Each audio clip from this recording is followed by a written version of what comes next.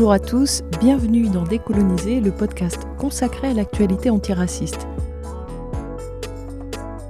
Mon nom est Malika Salin et je vous retrouve chaque semaine pour aborder une question en lien avec le racisme. Décoloniser est un espace où parler de lutte, de résistance et où essayer de comprendre comment fonctionne le racisme pour mieux le combattre.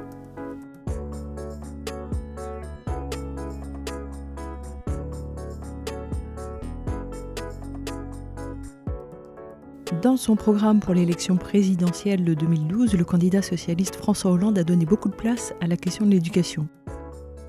Si on se place dans le cadre de pensée actuelle, c'est difficile d'y voir quelque chose de mauvais, puisque l'instruction, l'éducation, c'est plutôt quelque chose de noble. Pourtant, le simple fait qu'en France, on appelle ça éducation nationale, ça devrait nous mettre un petit peu en garde. En mai 2012, immédiatement après son investiture, Hollande rend un hommage à Jules Ferry, l'ancien ministre de l'Instruction publique. Parce que la France doit à Jules Ferry l'école gratuite, laïque et obligatoire. Mais Jules Ferry, il était aussi profondément raciste. Il considérait que les races supérieures avaient un droit vis-à-vis des races inférieures, et que c'était un devoir de les civiliser. En ça, le père de l'école républicaine défendait une vision assimilationniste. Qu'est-ce que ça veut dire concrètement une vision assimilationniste ? On peut prendre l'exemple que raconte Amadou Hampâté-Bâ dans son livre « Amkoulel, l'enfant Peul ». Pour comprendre ce qu'il essaie de nous montrer, c'est bon de savoir qu'Amadou Hampâté-Bâ était un auteur et un ethnologue qui a participé toute sa vie à valoriser les savoirs issus des traditions orales et à défendre le patrimoine culturel africain. Et dans ce roman, il raconte la première journée d'un élève à l'école coloniale. On voit les choses avec le regard de l'élève qui est frappé de voir que toutes les hiérarchies de sa société traditionnelle sont complètement balayées. Ça lui cause véritablement un choc. Ce sont des différences qui, dans sa société, sont structurantes, sont très importantes, et quand ils se retrouvent dans l'école, elles sont complètement ignorées. Et ça va même plus loin, elles sont remplacées par une autre hiérarchie, une hiérarchie à deux niveaux, en haut le maître et en bas les élèves. Et tout ce qui fait son monde, tout ce qui fait son système de savoir, l'organisation de sa société, dès lors qu'il passe le pas de l'école, ça n'existe plus. Mais quand il rentre à la maison, cette organisation est bien réelle, elle est même incontournable, aussi évidente que l'eau l'est à la vie. Et tout ça, pour ce jeune élève, c'est complètement bouleversant. Et en même temps, ça paraît complètement normal à tout le monde autour de lui. Et le petit Européen qui va à l'école, lui, n'a pas ce problème. Il y a une harmonie entre l'univers de l'école et l'univers dans lequel il évolue à la maison. C'est ça la vision assimilationniste. Et c'est complètement à l'image du fait colonial, parce que le fait colonial, c'est quoi ? C'est un colonisateur qui arrive dans un pays et qui ne voit rien. Les seules choses qui existent à ses yeux sont les choses qu'il a créées. Les cultures des autochtones, leur architecture, leur organisation politique, leur système éducatif, leur économie, leurs pratiques agraires, elles peuvent être les plus sophistiquées, le colonisateur ne les voit pas, aussi parce qu'il est inculte et arrogant. Il ne peut voir que ce qui reflète sa propre image. Mais c'est aussi très, très sournois, très perfide comme violence, parce que c'est la négation de l'autre dans tout ce qu'il est, toute sa singularité, toute son humanité. Assimiler, c'est l'étape d'après. C'est dire « je daignerai te reconnaître quand tu seras semblable à moi ». Et donc une école assimilationniste, c'est une école qui va prétendre traiter tous les élèves de manière identique, mais qui dans ses pratiques, dans ses programmes, elle ne va reconnaître que ceux qui appartiennent au corps sacré de la nation. De la part d'Hollande, rendre hommage à Jules Ferry, c'est quand même lourd de sens. L'école républicaine assimilationniste, on se doute bien que François Hollande en soutient l'idée parce qu'il est socialiste et que c'est un marqueur socialiste. Il dit d'ailleurs dans ce même discours « L'école a pour vocation de préparer toutes les jeunes consciences, tous les enfants de la nation ». Donc il le dit même clairement. Et la question c'est comment est-ce que ça nous affecte ? Si on ajoute à ça le fait que l'école et nous ici, c'est une histoire tourmentée. Le rappeur Kerry James disait d'ailleurs en 2008 « On n'est pas condamné à l'échec pour tenter de chasser de nos esprits cette idée qui est profondément ancrée. » Mais comment est-ce qu'elle est arrivée là, cette idée ? Comment est-ce qu'elle s'est installée au point qu'on en arrive parfois à revendiquer que le savoir, la réflexion, le fait de s'intéresser à des choses, de lire des livres, de parler correctement, ce serait un truc de blanc ? Ou bien, à l'inverse, de penser que sans diplôme, nous ne valons rien. À quel moment ces idées sont entrées dans nos esprits ?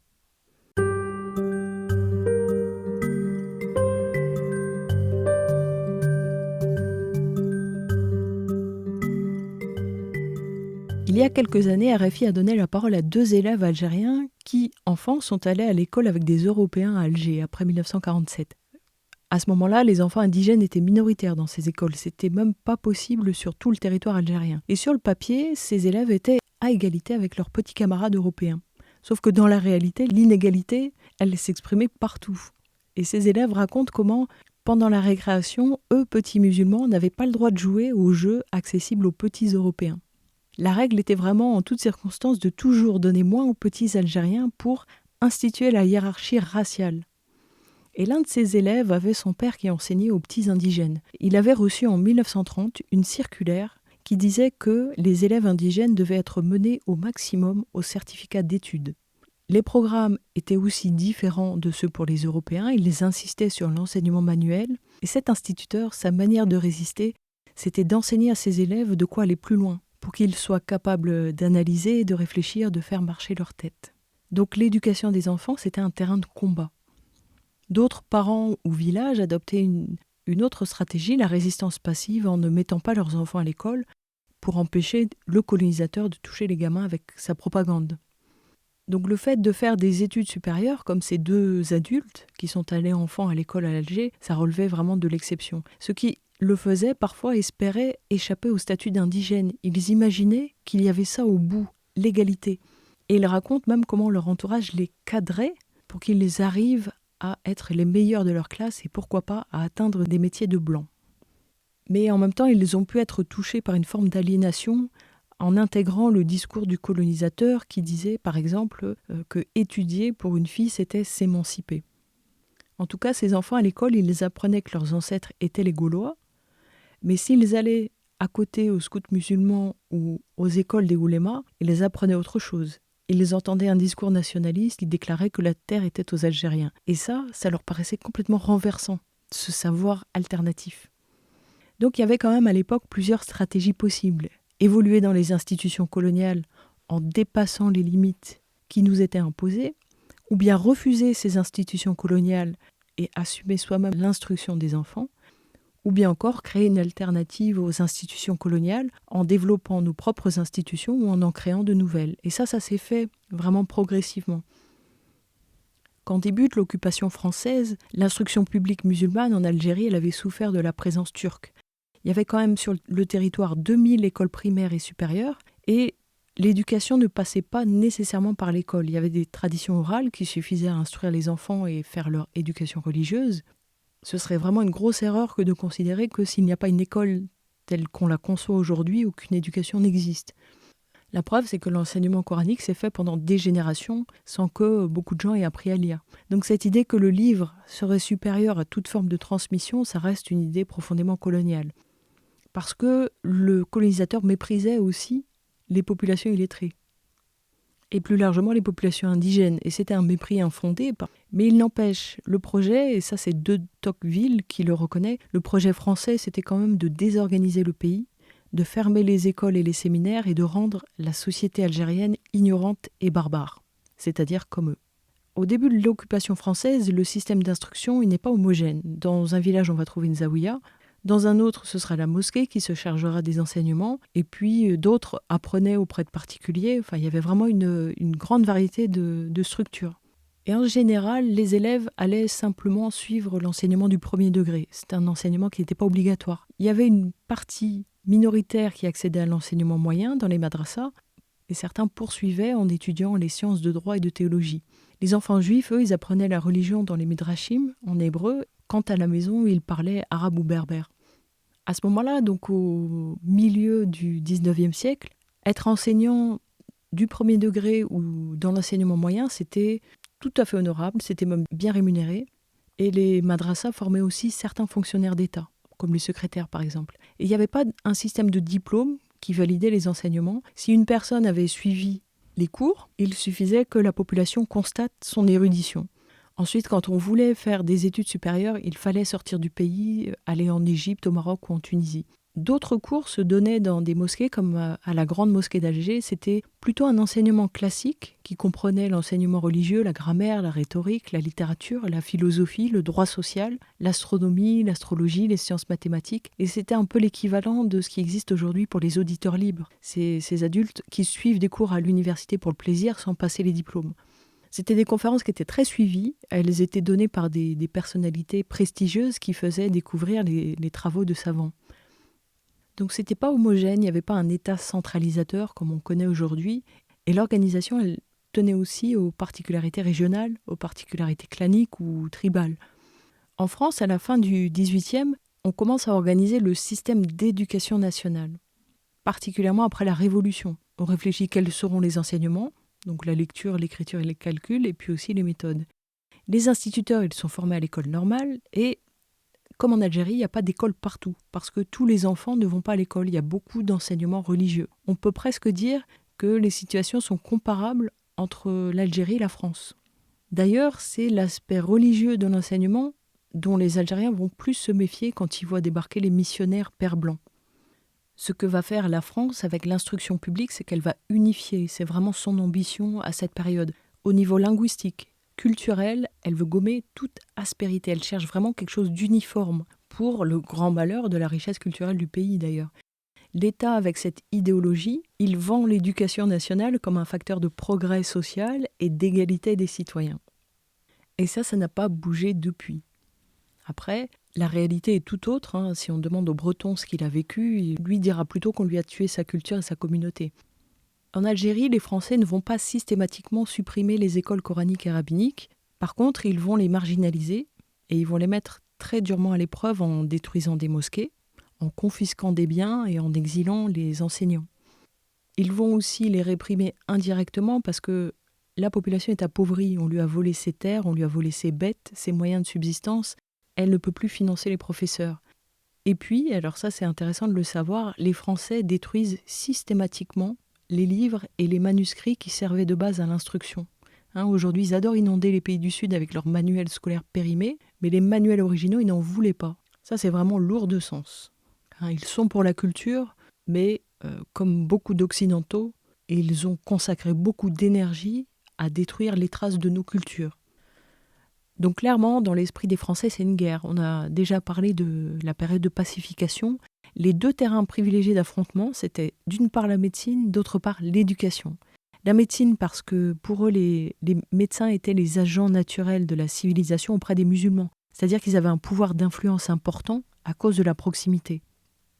Et l'instruction, l'instruction des autochtones, elle relevait du ministère de la guerre. Donc tout est dit.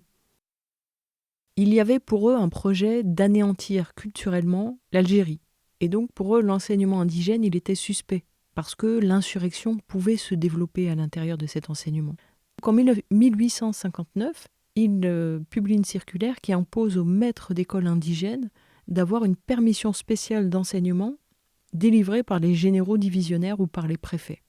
Et cette circulaire, elle les soumet à une surveillance permanente et à des inspections périodiques, inspections qui sont faites soit par les bureaux arabes, soit carrément par les préfectures de police. Tandis que dans les médersas, les 3 médersas qu'ils vont ouvrir, il y a soit des professeurs français, soit du personnel indigène, mais qui a été choisi par l'administration. Et ces écoles-là, elles vont concurrencer les zaouïas dirigés par les marabouts. Finalement, les zaouïas vont relever de l'enseignement privé et elles seront très étroitement surveillées. Mais en face, les Algériens ne se sont pas laissés faire. L'association des oulémas n'a jamais lâché son action pour la rénovation culturelle et religieuse du peuple algérien. Les Français les privaient de subventions pour les punir, ça nous parle. Et l'école, c'était le terrain où mener cette lutte. Dans les années 30, 1930, les oulémas vont ouvrir des écoles pour contrer l'enseignement qui est fait dans les médersas françaises, où les Français encourageaient le maraboutisme et le culte des saints. Donc les oulémas combattent ça en ouvrant des écoles où l'enseignement se fait en arabe. Ils accueillent les élèves que l'école de Jules Ferry refuse, parce que pour les colons et pour Jules Ferry, l'école sert à former des citoyens, et un indigène n'a pas droit à la citoyenneté. C'est un privilège blanc. Et les oulémas disent que cette école laïque où on enseigne le patriotisme et le civisme français doit être combattue. Dans leurs écoles, ils enseignent aux élèves que l'Algérie est leur patrie, l'islam leur religion et l'arabe leur langue. Et leur militantisme a donné naissance à un réseau d'écoles libres. Dans ces écoles, il y avait des méthodes modernes et les enseignements couvraient l'arabe, donc la grammaire et le vocabulaire, l'histoire et la géographie de l'Afrique du Nord, l'arithmétique, l'hygiène auquel s'ajoutait un enseignement religieux du Coran, des principes de l'islam, de la vie du prophète et de ses disciples. Et ont quitté l'école avec un certificat d'études. Ils ont même ouvert en 1947 un institut supérieur à Constantine où ont étudié les meilleurs élèves de leurs écoles. Et quand ils sortaient de l'institut, les élèves pouvaient même poursuivre des études supérieures à l'étranger. Les colons et les aliénés prétendent que seuls les Français donnaient leur chance aux filles. Mais quand on regarde les effectifs de ces établissements d'enseignement traditionnel, on voit qui étudiait des filles et des garçons. Les écoles françaises pour colons, elles sont construites immédiatement après le début de l'occupation. Il y a des écoles privées et des écoles publiques. Mais aussi des écoles pour indigènes filles et garçons.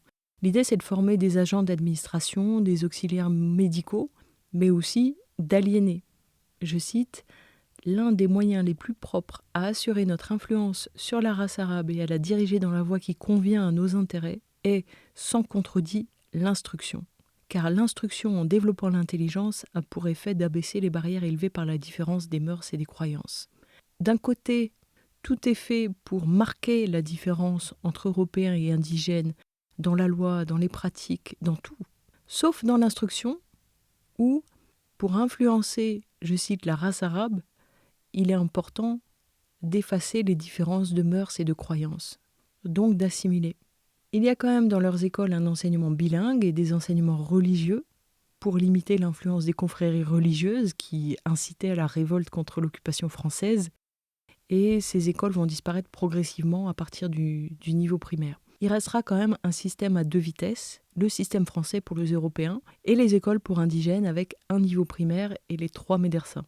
Dans ces écoles, on enseigne en français des programmes qui sont dévalorisés. C'est clairement une instruction au rabais où on apprend des rudiments pour alimenter en main-d'œuvre ensuite le projet colonial. Il faut que les élèves en sortent suffisamment qualifiés pour être employables immédiatement, le reste n'a aucune importance. Les élèves les plus brillants accèdent au collège européen et leur nombre va aller croissant. C'est très demandé parce que les gens voulaient d'un traitement égalitaire. Et même après 1947, l'inégalité n'est plus tolérée puisqu'elle n'existe plus dans la loi. De 1915 à 1960, le nombre d'étudiants algériens va constamment évoluer. Si on prend seulement la médecine, on va passer de 7 étudiants à 150 et en droit de 4 à 420. Et il faut ajouter à ça tous ceux qui étudient à l'étranger le droit, les lettres ou la médecine. Et ces étudiants vont d'ailleurs s'organiser en créant l'UGEMA. Preuve que étudier n'est pas forcément signe d'aliénation ou d'assimilation. L'UGEMA, c'est l'Union générale des étudiants musulmans algériens. Ils créent l'Union en congrès à Paris en 1955.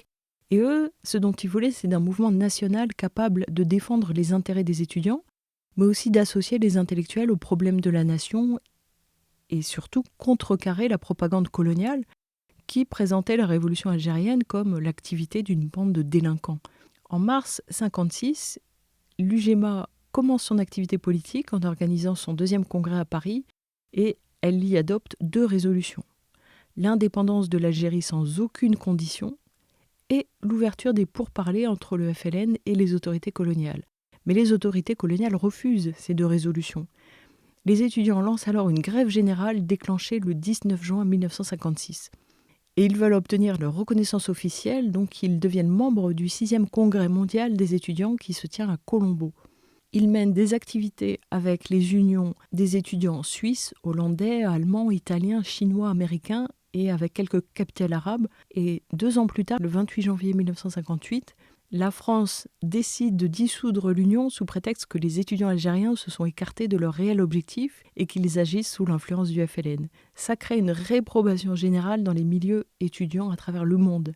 Et plusieurs organisations nationales et internationales vont participer à une réunion extraordinaire à Londres où ils décident d'organiser une semaine de solidarité avec les étudiants algériens.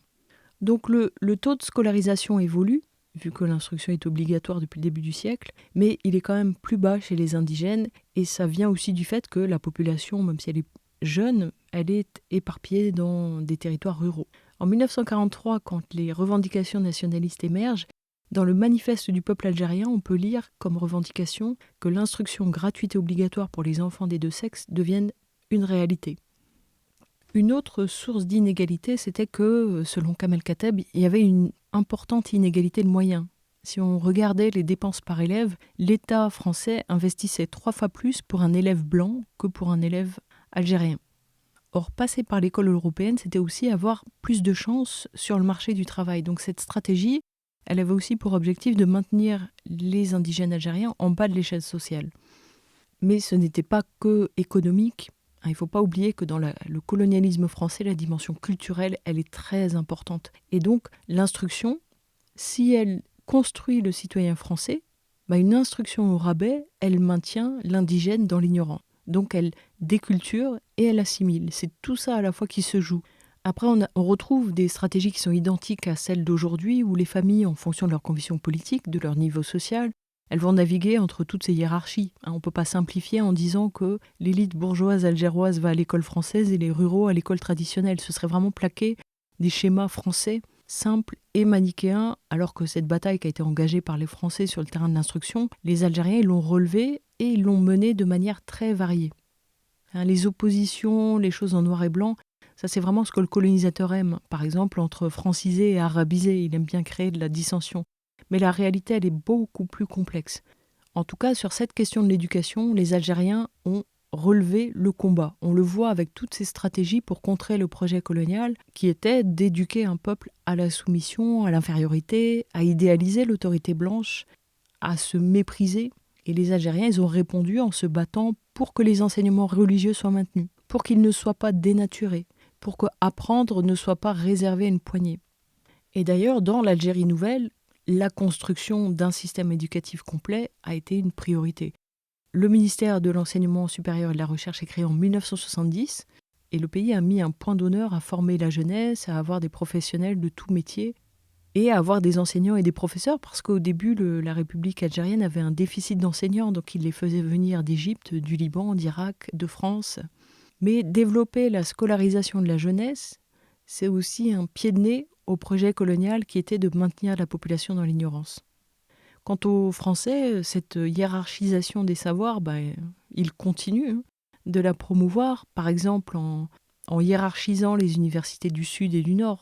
La France fait ça aussi à travers les instituts français, les écoles françaises, la francophonie. Il y a une politique néocoloniale à laquelle les pays résistent de manière très variable.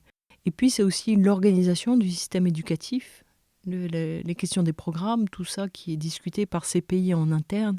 Bon, ça c'est un sujet vaste qu'on ne va pas aborder aujourd'hui. Mais en tout cas, c'est de toutes ces expériences très variées que les gens sont porteurs quand ils arrivent en France dans les années 30, 50, 60 et surtout 70.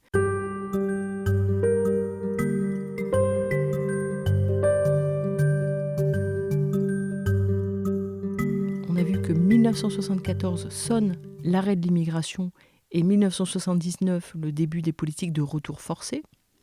Or, les gens ont peur de ne pas pouvoir revenir et circuler librement entre la France et le pays d'origine, donc ils décident de rester en France, travailler, et ils rapatrient leur famille. On va passer donc de 250 000 à 600 000 élèves, toutes origines confondues. Élèves qui arrivent en France où il n'y a que 2 systèmes, l'école publique républicaine et l'école privée catholique. Évidemment, la majorité va dans l'école publique. L'expérience type, à cette époque-là, elle est sans aucun doute celle qu'a faite l'enfant Peul au premier jour de l'école coloniale. C'est-à-dire tout ce qu'ils sont s'efface, disparaît dès lors qu'ils passent la porte de l'école primaire ou secondaire. Il n'y a rien, l'enfant comme une coquille vide à remplir. Or ça, c'est déjà extrêmement pénible aux gamins occitans. Alors pour un ancien colonisé algérien, ça provoque quelque chose d'infiniment plus intense. Et puis en plus, ça se fait à un moment où il appartient à une caste d'indésirables. Et beaucoup d'acteurs, des élèves, des parents, des enseignants, la société le lui rappellent constamment pour instituer la hiérarchie raciale. C'est ce à quoi ils ont été habitués depuis toujours. Donc son sort à cet élève, il va aussi dépendre de ce qui à l'extérieur permet de contrecarrer les dommages qui sont faits par l'école, les dommages de cette négation. Et là aussi, ça va être très variable. Des fois, la communauté crée des espaces pour que la jeunesse, elle bénéficie d'une éducation alternative. D'autres fois, c'est la famille qui transmet de quoi relativiser ce qui se passe à l'école.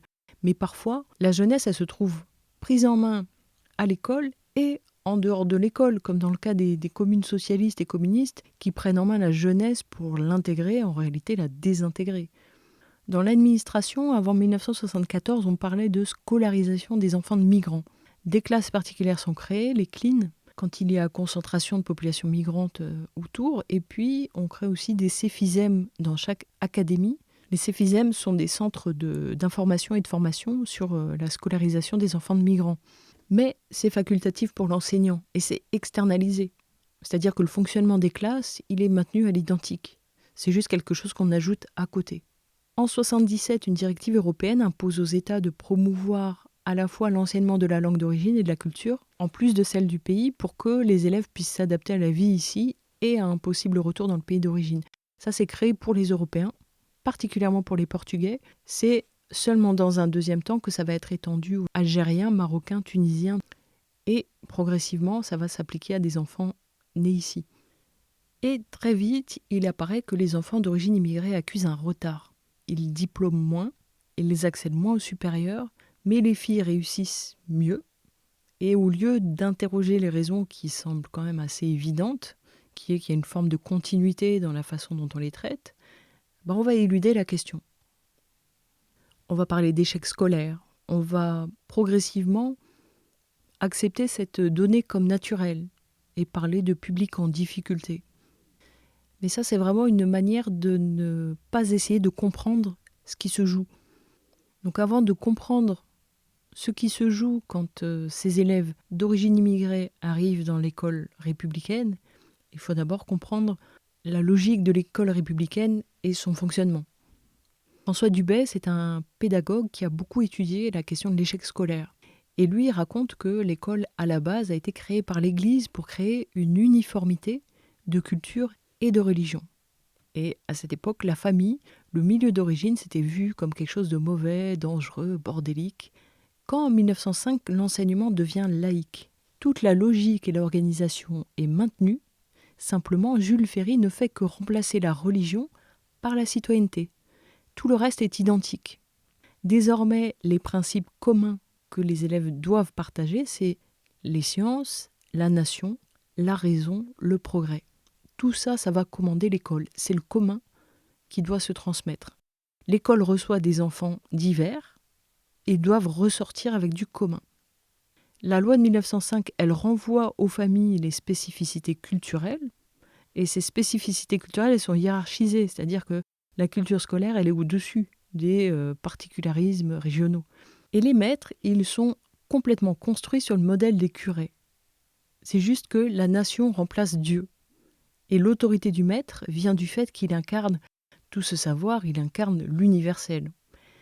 D'ailleurs, la formation des maîtres, elle ressemble beaucoup à celle des prêtres.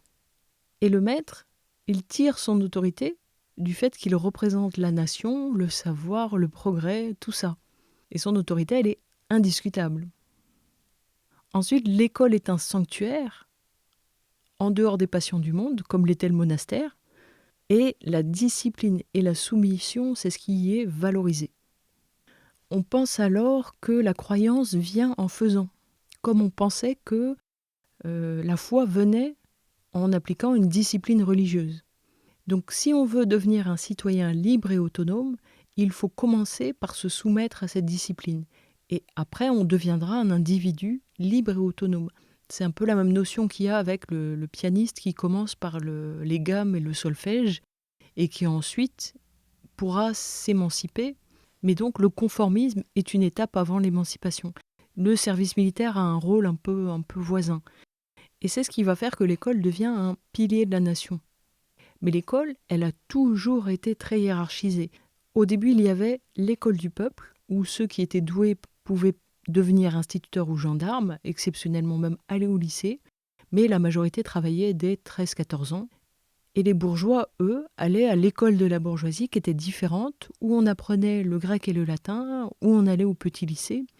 Et dans ces écoles, il n'y avait que des élèves, il n'y avait pas d'enfants, parce qu'un enfant, il a une individualité. Quand on entend aujourd'hui des enseignants dire « on est des pédagogues, on n'est pas des travailleurs sociaux ou des flics », ils veulent traiter avec l'élève, pas avec l'enfant. Mais ça, comment est-ce que ça fonctionne quand on a affaire à un enfant qui sort d'une situation de guerre, qui vit des violences sociales au quotidien, qui a une culture, et sa culture, c'est ce qui fonde son identité. Donc le conformisme, il est hiérarchisant aussi au niveau des compétences scolaires. Les mathématiques, le latin, la biologie, tout ne se vaut pas. Et ce modèle, il sert à construire une nation qui partage un sentiment commun. D'ailleurs, dans l'esprit des Français, la France, ça va devenir un village avec une place, une école, une église, un bistrot. Et cette école, dans sa forme-là, c'est un totem. C'est ce qui provoque cette nostalgie. Désormais, l'école représente la France d'avant. Et nous, on sait très bien ce que ça veut dire avant. C'est quand on n'était pas là. C'est un système qui fonctionne jusqu'aux années 60, où la sélection se fait avant l'entrée à l'école. À partir des années 60, tout le monde va dans la même école et va se trouver donc en compétition. Donc la hiérarchisation, elle se fait à l'intérieur de l'école. Et elle va se faire par l'origine sociale et par le niveau. Pour en arriver aujourd'hui à 80 formules de bac, sans même compter les bacs pro. Les établissements deviennent des machines à trier et à hiérarchiser les élèves. Le modèle reste le même, du conformisme en étendard, mais de la hiérarchisation en règle, et la diversité des élèves, elle augmente. Mais comme le destin d'un enfant dépend de sa réussite scolaire, c'est chacun pour sa peau. Et plus les gens sont proches de l'institution, plus ils maîtrisent les codes de l'institution. Et l'égalité affichée, elle n'y est pas du tout, parce que dans la réalité, la France est un pays à l'école très inégalitaire. Bourdieu avait décrit le phénomène de reproduction en montrant que l'école ne fait que valider l'organisation de la société. C'est-à-dire qu'elle valide l'exclusion des indésirables et elle valide la promotion de l'élite. Autre problème, les barbares ont envahi l'école. La plupart ont été dégagés, par exemple les handicapés, les exclus, et ces barbares, soit ils se conforment, soit ils disparaissent. Et disparaître, ça veut dire être dehors à 16 ans. Depuis, l'autorité de l'enseignant a décliné. Si aujourd'hui un maître a de l'autorité, c'est parce qu'il est capable d'avoir de l'autorité en tant que personne, ou bien parce qu'il est dans une équipe qui est solide. Sinon, l'autorité n'est pas naturelle. D'où le besoin, aujourd'hui, plus important de faire de la discipline. Ça vient aussi du fait que, dans la société, le savoir a été dévalué. On est plutôt dans une société de divertissement.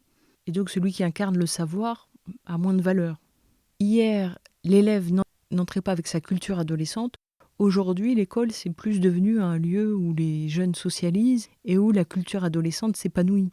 Elle devient donc plus importante que la culture scolaire. Donc la culture scolaire, elle se fait à l'extérieur, par le capital social et culturel, puisque c'est ce que l'institution continue de valider.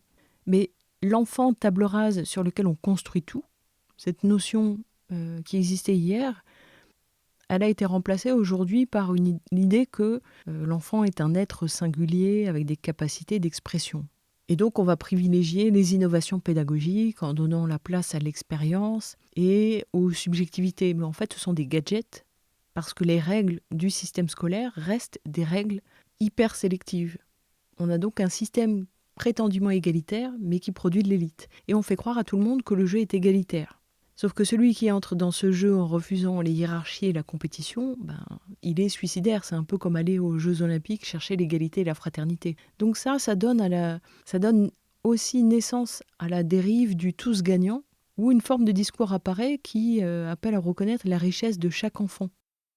On n'est plus là pour former ou transmettre, mais on est là pour valoriser ce que l'enfant est. Donc l'enfant n'étant encore rien, ça cache une forme de médiocrité.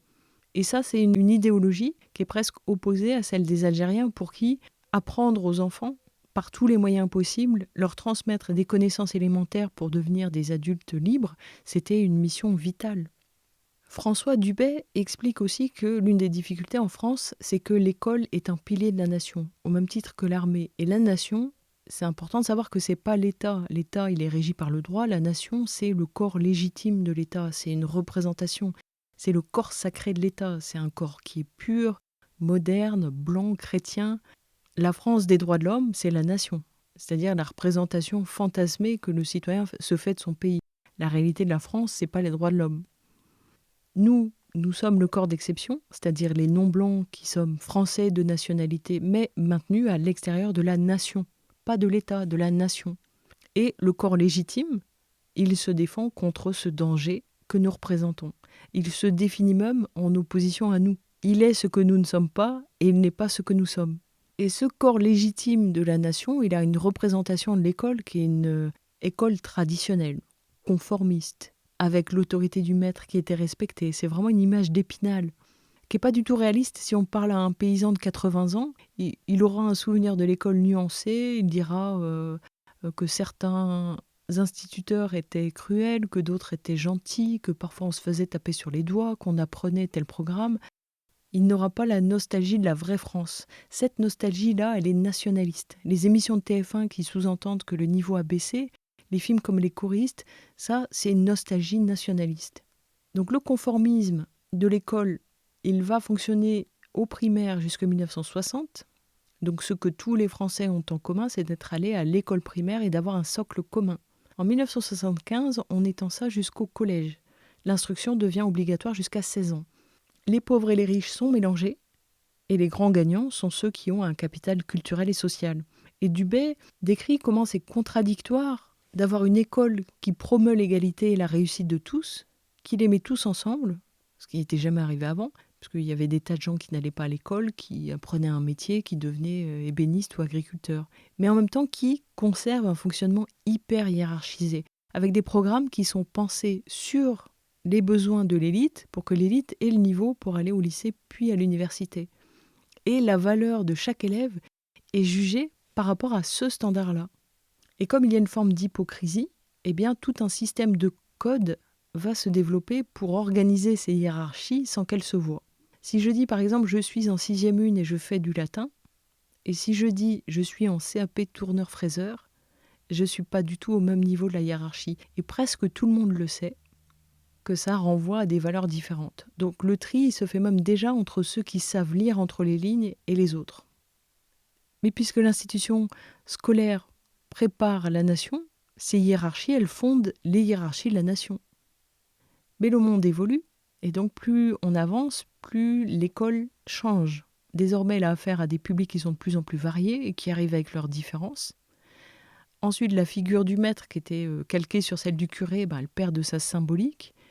Et puis, de nouvelles pédagogies apparaissent, avec des bouleversements importants des années 70 qui font que, aujourd'hui, on peut dire grossièrement qu'il y aurait deux camps parmi les enseignants. D'un côté, les républicains, héritiers du maître et des hiérarchies, et d'autre côté, les pédagogues qui essaient de faire évoluer leurs pratiques, mais quand il s'agit de leurs propres enfants, ils ne sont pas forcément 68ards. Ensuite, donc, la vision de l'enfant évolue.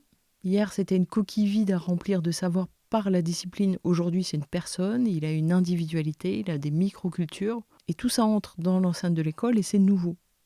Pourtant, on continue de vouloir réprimer toute forme d'individualité. Tout ce qui vient de l'extérieur et manifeste des différences, et ça a un côté vraiment désespéré, parce que c'est trop tard. Et tout ce qui s'est crispé autour du voile, c'était ça. Alors que évoluer pour l'école, ça pourrait être accepté et s'adapter à ces changements. Mais on va voir que ce n'est pas forcément l'école qui est contre. Et enfin, autre changement important, l'école, désormais, ce n'est plus le seul endroit où s'instruire. Par contre, ceux qui ne peuvent apprendre qu'à l'école, ceux-là sont les véritables perdants. Donc face à ces évolutions, il y a des gens qui veulent faire évoluer l'institution. Mais leur principal obstacle, c'est qu'en tant que pilier de la nation, l'école est protégée par plein d'acteurs de type Alain Finkielkraut. Ce sont des acteurs qui, à chaque fois qu'on parle de réforme, hurlent qu'on fait baisser le niveau et que c'est une concession aux barbares. Mais en vérité, ils parlent d'une école mythique qui n'est pas l'école réelle qui traite avec des publics tellement variés qu'elle a besoin de se réformer. Et à cause de cet attachement nationaliste de la société à l'école, les réformes qui ont été engagées dans d'autres pays n'ont pas pu être menées en France. Donc on maintient l'ossature et pour adapter l'école, on ajoute des dispositifs à la marge, comme avec la politique de la ville et notamment les ZEP créés en 1981 pour résoudre l'échec scolaire des enfants d'immigrés que ce conformisme démolissait complètement. Donc la partie centrale de l'institution, elle est intouchable, donc on ménage des adaptations à côté comme des pansements. Pour ces nationalistes, l'un des problèmes majeurs de l'école, ce sont ces barbares qu'on ne peut pas éjecter comme on éjecte les handicapés. Donc C'est là qu'on doit regarder attentivement ce qui se passe avec la gestion des populations. Parce que comme hier, le tri se faisait avant l'école, aujourd'hui, le tri se fait par l'organisation en ghetto. Cette organisation en ghetto, elle produit des concentrations d'élèves homogènes à Fermat, lycée d'excellence, et homogènes dans un lycée pro Mirail. Et sans ces hiérarchies scolaires, on ne peut pas expliquer comment on arrive à 80-90% d'élèves non blancs dans un lycée professionnel. Mais nous, non-blancs, on sait que l'ambition de l'école républicaine, c'est de nous apprendre les rudiments. Un métier manuel et surtout pas de quoi réfléchir ou étudier. Des fois même avant le CP, on avait reçu le message. Donc ce modèle conformiste, il nous a beaucoup coûté, parce que pour nous, tout laisser à la porte, c'est vraiment insupportable, parce que c'est déjà ce qui nous est demandé partout. Donc on a déjà des mécanismes de défense, et ces mécanismes de défense, l'école, elle les réprime. Ce qu'on attend d'un élève, c'est qu'il soit discipliné, il n'y a pas d'espace pour dire « votre cadre est oppressif ». Et pour peu que les élèves ou les familles aient face à eux des agents de l'État qui cherchent à incarner cette autorité face à nous, ça se passe mal. Des gens qui deviendraient enseignants pour avoir cette autorité face à des indigènes, comme des sociopathes deviennent policiers pour pouvoir violenter des indigènes. C'est une réalité. Les ZEP attirent toutes sortes de profils, enseignants, des cadors de la pédagogie, mais aussi des babas cool qui cherchent des amis de toutes les couleurs, et puis aussi des partisans du retour de l'ordre. Et parfois, il suffit d'une personne avec ce profil pour vriller le parcours d'un élève, d'autant que nous, on n'a pas le privilège des erreurs de jeunesse. Souvent, le premier dérapage, c'est tolérance zéro. Il faudrait donc se détacher de ce conformisme scolaire, mais cette idée-là, elle est aussi insoutenable pour une partie de la population que de reconnaître que la France a changé. Il suffit de voir à quel point cette idée du niveau qui baisse est populaire. Donc à la place, qu'est-ce qu'on fait ? On parque, on concentre pour avoir des établissements d'excellence protégés des agents qui font baisser le niveau, et puis des lycées ou des collèges poubelles. Et au lieu de se battre collectivement pour que ça cesse, les familles jouent le sauve-qui-peut, chacun pour sa peau. Et plus l'offre s'individualise, comme avec les réformes actuelles du bac et de la licence, plus ces hiérarchies vont jouer à plein. Et les perdants, ce sont d'abord les derniers arrivés, qui ne connaissent absolument pas toutes ces règles, et ce sont ensuite ceux ghettoisés. On tolère, comme on a toujours toléré, même en Algérie, qu'une poignée réussisse, mais en vérité, c'est quasiment scellé avant l'entrée à l'école. Pour comprendre ce qui se passe avec les ZEP, il faut aussi comprendre ce qui se passe avec la politique de la ville. Donc, le fonctionnement classique, il est laissé à l'identique, mais on crée des champs spécifiques de publics difficiles, de publics en difficulté, de collèges en difficulté, et une école de la deuxième chance, sans jamais interroger les sources de ces difficultés. Et donc va se développer, comme avec la politique de la ville, tout un jargon, plein de dispositifs qui apportent une légère compensation, mais qui aussi peuvent être quantifiés parce que on peut dire, regardez, l'État a investi tant. Mais il n'évalue jamais le retard qui est dû aux discriminations structurelles. L'impact sur la scolarité des enfants de l'action de police militarisée dans les quartiers, combien ça a coûté aux enfants ? Le fait de ne pas avoir un espace digne de ce nom pour des activités sportives ou de plein air dans un quartier, combien ça a coûté aux enfants en termes de réussite scolaire ? La politique de la ville, c'est une logique de projet, celle qu'on retrouve aujourd'hui dans l'administration en général. C'est-à-dire qu'on nous dit combien ça coûte, mais on ne nous dit pas ce que l'État a économisé, d'autant que la politique de la ville, c'est aussi le désengagement de l'État qui se défausse sur des acteurs en investissant sur des projets localisés ou à court terme. Donc l'objectif général, comme dans le discours de François Hollande, ça reste toujours l'égalité. Une poignée d'élèves arrive à réussir dans ce circuit au point de décrocher le bac ou, plus extraordinaire encore, de faire des études supérieures. Et cette poignée, elle sert à légitimer une organisation qui est profondément injuste, où il n'y a aucune rupture.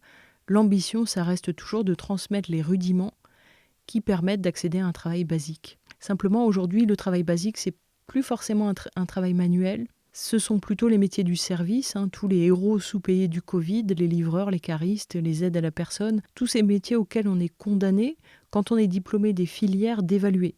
Les filières où on prépare à la flexibilité permanente, quand les métiers manuels, aujourd'hui, sont revalorisés, redécouverts par les blancs des classes moyennes et supérieures.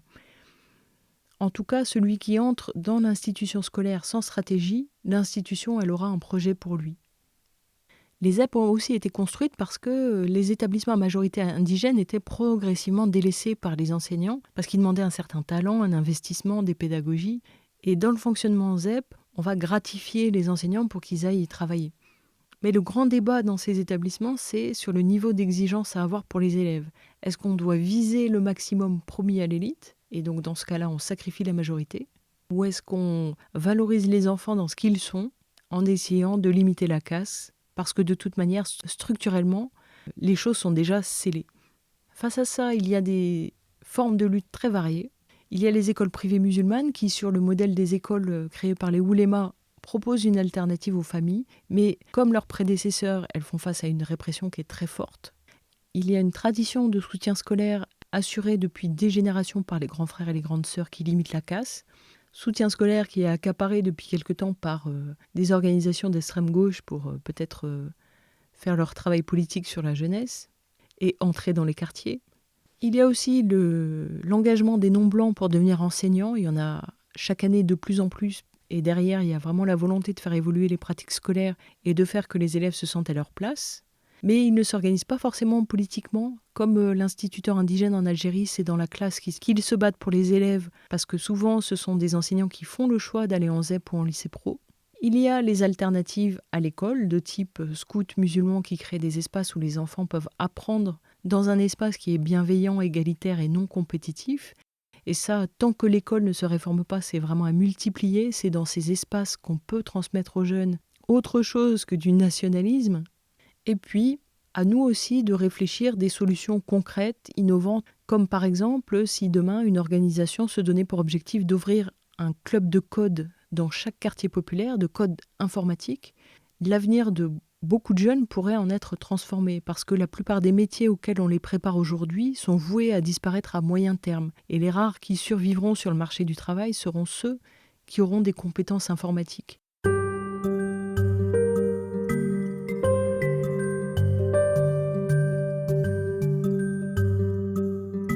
En tout cas, ce qui reste à construire, c'est une action politique qui décrypte toute la mécanique qui est à l'œuvre et à partir de laquelle construire une plateforme de revendication et une demande de réforme, c'est-à-dire réfléchir sur 1-2 générations au lieu de naviguer à vue et d'être contrôlé par l'agenda nationaliste qui nous balade sur les questions de laïcité, quand l'essentiel est dans la structure même de l'institution scolaire. On doit analyser la fabrique de l'échec qui conduit à la prison, ne pas laisser l'institution scolaire faire cette analyse parce qu'elle trouvera toujours des raisons liées aux élèves et pas à son institution. Donc on ne peut pas seulement se satisfaire du fait que chaque année, on a davantage de gamins qui accèdent aux études supérieures. La masse ne vit pas ça. Et puis, on doit aussi faire le constat qu'une génération qui dévalorise le savoir, la connaissance, l'apprentissage, elle a été dressée à s'autodétruire. Elle réalise le rêve du projet colonial. Et donc, comment réhabiliter ça ? On ne peut pas simplement se reposer sur l'école. Nos aînés ne sont pas allés manifester auprès des Français en leur demandant de changer les programmes. Ils ont pris cet aspect-là en main. Aujourd'hui, ce sont beaucoup les associations musulmanes qui assurent ce travail auprès de la jeunesse, mais il en faut davantage. En tout cas, c'est à l'organisation générale de ce système qu'il faut s'attaquer. Demander plus d'argent pour les ZEP ou la politique de la ville, c'est vraiment passer à côté de ce qui se passe. Mais une chose qu'il faut retenir, c'est que quand l'État parle d'égalité, de cohésion, en fait, il veut maintenir cet idéal conformiste. Il a besoin de le maintenir parce que c'est ce qui lui donne un bon prétexte pour se débarrasser des indésirables. Et si l'école s'attache à ce vernis égalitaire, comme quand Hollande parle de développer de la cohésion, c'est peut-être parce que le rôle de l'école aujourd'hui, c'est toujours de créer le commun du corps légitime de la nation et d'éjecter et punir ceux qui refusent ce commun. Or, si ce commun, c'est le progrès, la laïcité détournée, la modernité, forcément, nous, on va le rejeter. Donc c'est tout ça à la fois qui joue le rôle de digue entre nous et le corps légitime de l'État. La ghettoisation qui nous handicape avant même l'entrée dans l'école, la compétition interne à l'institution dont on sort majoritairement perdant, le conformisme qui, pour des raisons historiques, nous est insupportable, et la répression qui l'accompagne, et puis les valeurs égalitaires et de cohésion qui cachent des visées nationalistes dont nous sommes les premières cibles. C'est tout ça ensemble qui concourt à faire de l'expérience scolaire aujourd'hui une expérience toujours pénible pour la majorité des non-blancs en France.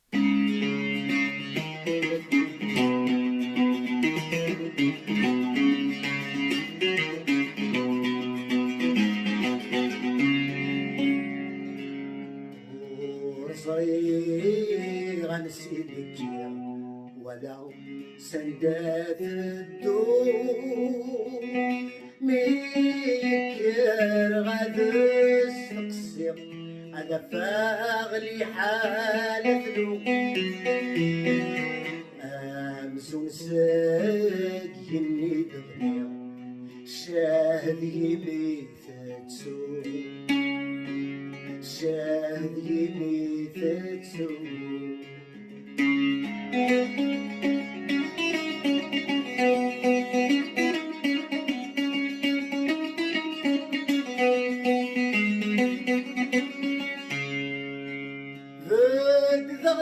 في غيت ساولا في غري وتغلي غير والو ماك نغدلوهي وارسلا هلا غليت الزينو ولا غدغال قبل مقلا ثم ريت ثناك شنو ثم ريت ثناك كنو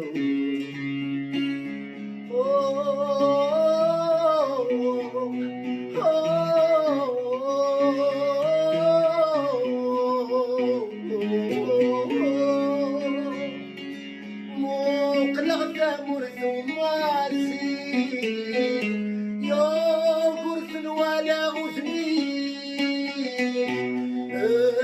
سمني بندلير حلفة غتشو قاسيسني ثباتي سقمي تغير فرحة غيمي غذني فرحة غيمي غذني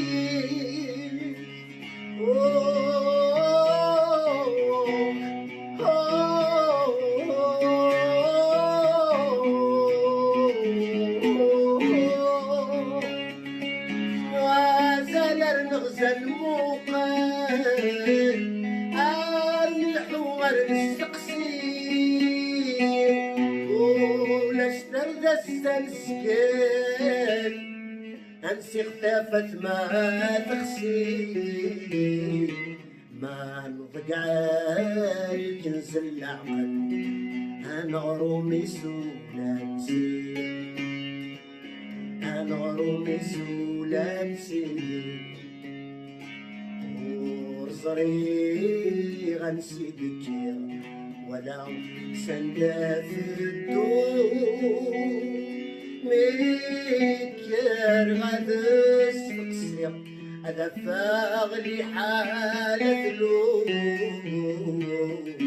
أمسو ساق يمي دغنير شاهد يمي ثتسو شاهد يمي ثتسو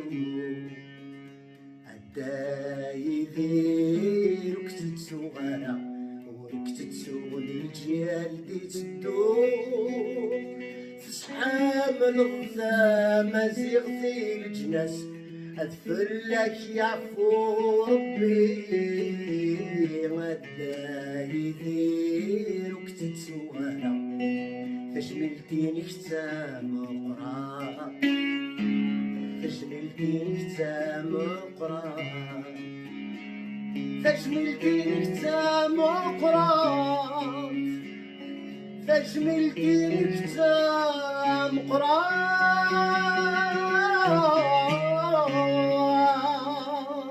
J'espère que vous avez passé un moment constructif. Si vous souhaitez réagir à l'émission, vous pouvez commenter sur la page Facebook Décoloniser et sur Twitter à Décoloniser1.